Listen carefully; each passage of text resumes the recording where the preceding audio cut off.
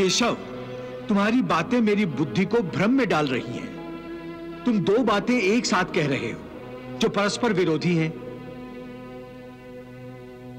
तुम कहते हो कि शरीर मर जाता है, परंतु शरीर का एक हिस्सा जिसे आत्मा कहते हैं वो नहीं मरता। नहीं अर्जुन, मैंने आत्मा को शरीर का एक हिस्सा नहीं कहा।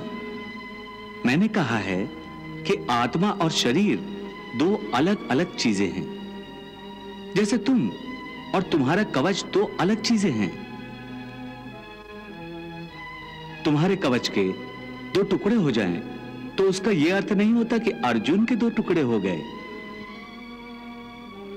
जिस प्रकार तुम और तुम्हारा कवच दो अलग अलग वस्तुएं हैं, या तुम और तुम्हारा यह रथ दो अलग अलग वस्तुएं हैं, उसी प्रकार मनुष्य का शरीर और उसकी आत्मा दो अलग अलग वस्तुएं हैं। यूं समझ लो कि जिस रथ में अर्जुन बैठा है वो रथ अर्जुन नहीं है। अर्जुन तो वो है जो रथ में बैठा हुआ रथी है। ये ठीक है माधव कि अर्जुन रथ नहीं है। अर्जुन मैं हूं जो रथ में बैठा हुआ है। तुम्हें रथ के टूटने का शोक नहीं होगा, परंतु अर्जुन के मरने का तो शोक होगा ही। अर्जुन, तुम्हारी बातें सुनकर मुझे तुम्हारी बुद्धि पर हंसी आ रही है।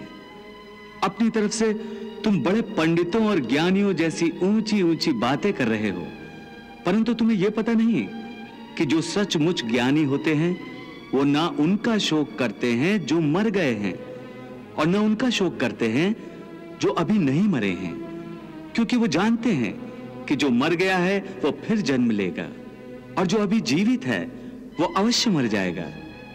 मरने वाला फिर जन्म लेगा, क्योंकि केवल शरीर का नाश होता है। शरीर के अंदर जो आत्मा है वो कभी नहीं मरता।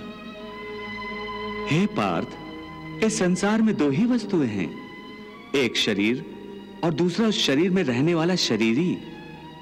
जो शरीर में रहने वाला आत्मा रूप शरीरी है वो कभी मरता नहीं, और जो शरीर है वो सदा रहता नहीं।